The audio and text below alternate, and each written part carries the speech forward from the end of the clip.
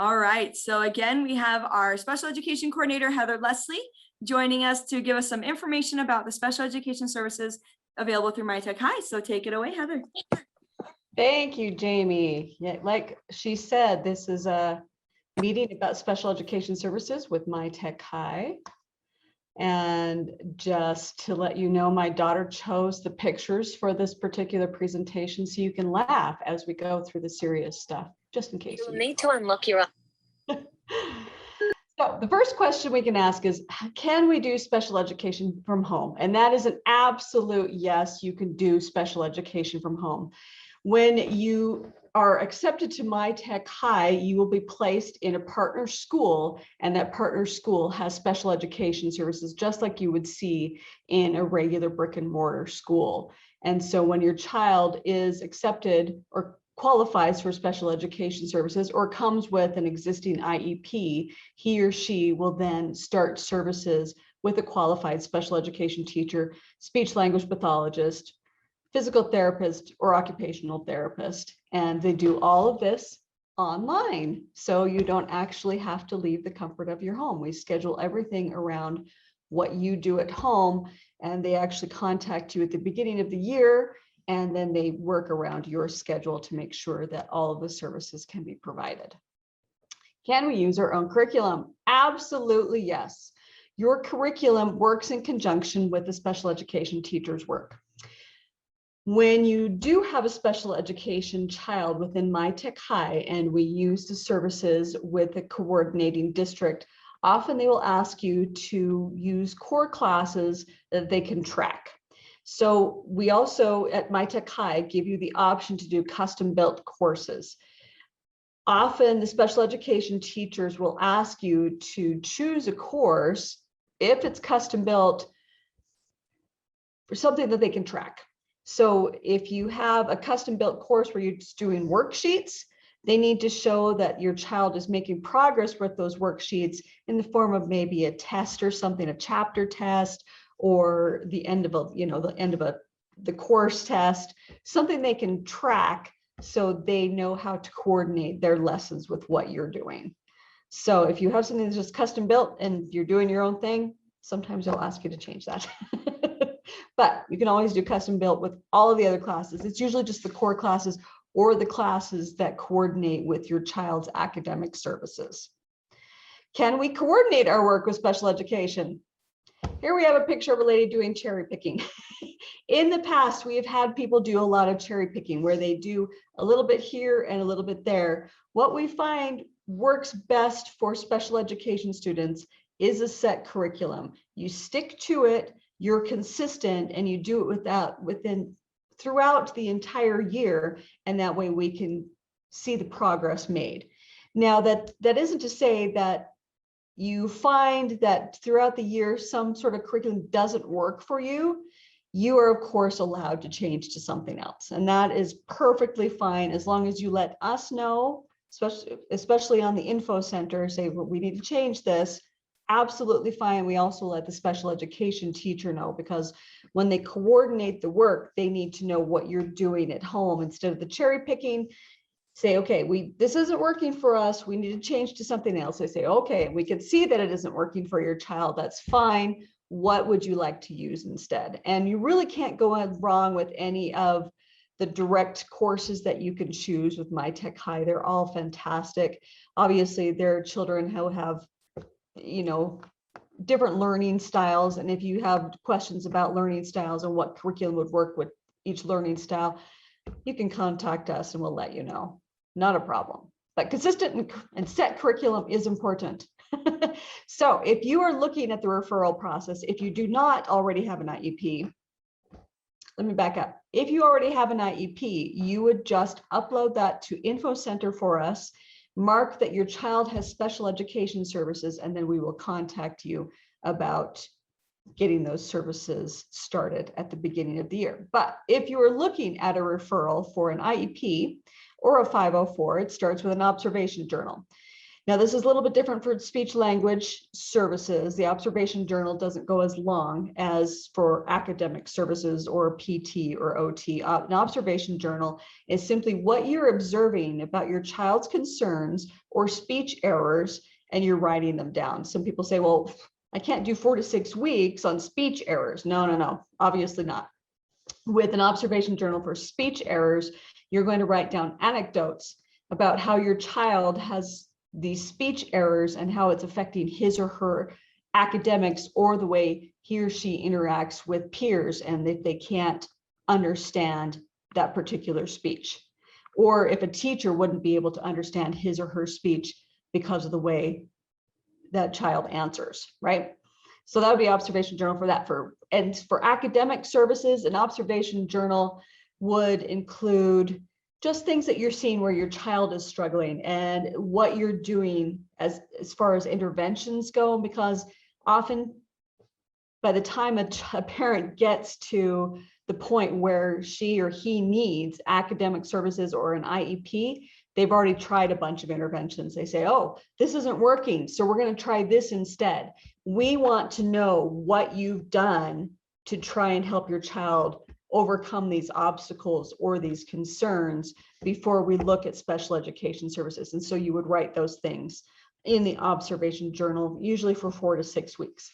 If you have any diagnoses, okay, there we go. If you have any diagnoses from a doctor, we need to include that as well. So that can be a diagnosis of autism or dyslexia. We don't do any diagnoses, neither does the district. That has to be done from a medical standpoint.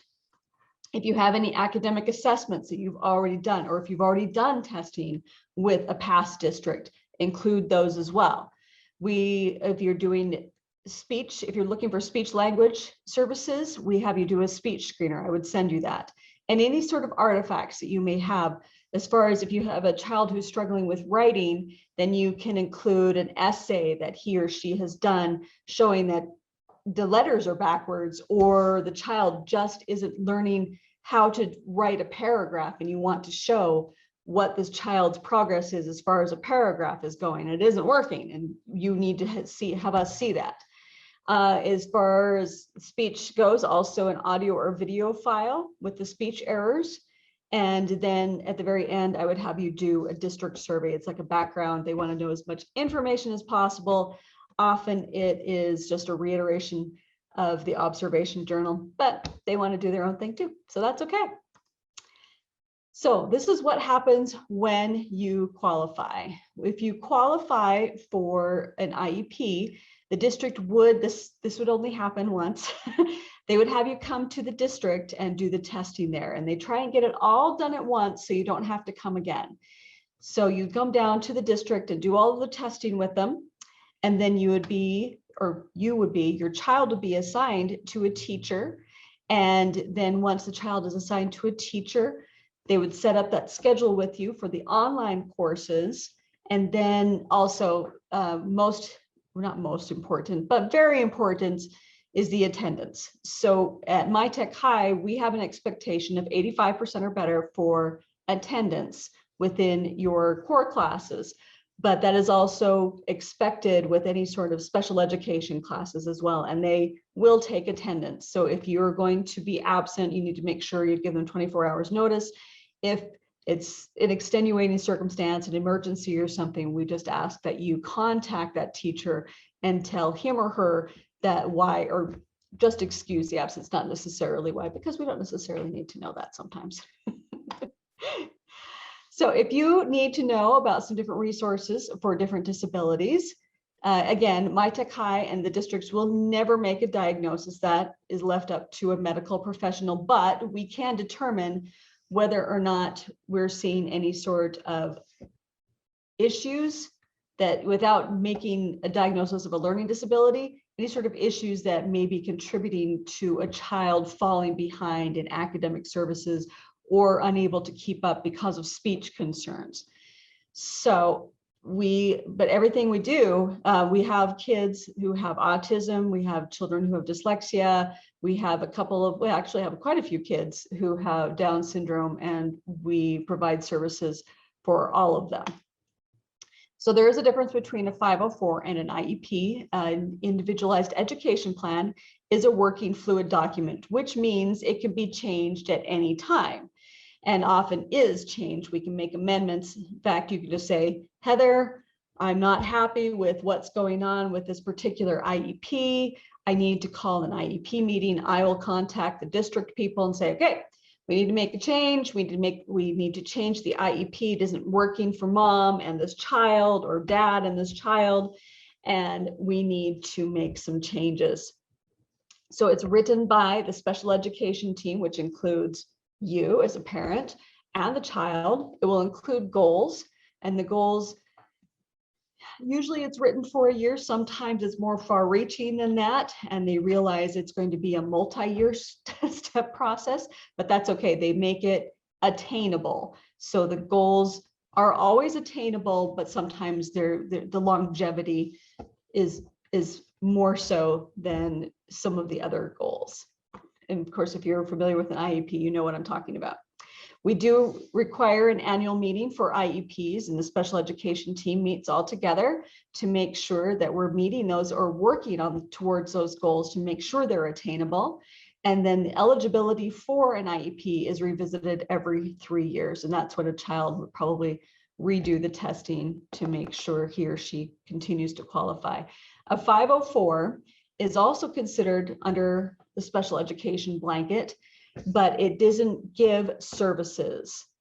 It's written to provide accommodations, usually within the classroom. And because you as a parent are the teacher at home, you usually provide those accommodations. The exceptions are if you are taking one of the direct classes with MyTech High, and your child needs accommodations for some of those assignments, like extended time or reduced assignment, and then it has some limitations, and then you can give them alternative methods as well. So if you have any questions, we can do questions now. There's some contact information here. You can write these down, you can take a screenshot, whatever you want to do. I'm available pretty much all the time. There's the Utah Parent Center. If you have more questions about 504s or IEPs, you can look at the utahparentcenter.org. They have a lot of information about special education services, and sometimes they'll even provide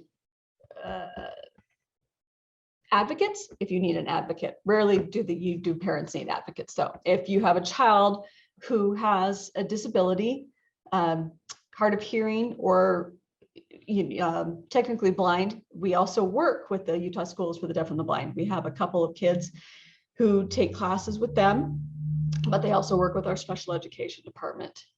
The University of Utah Reading Clinic is perfect for kids who have dyslexia, and they have a great program for that.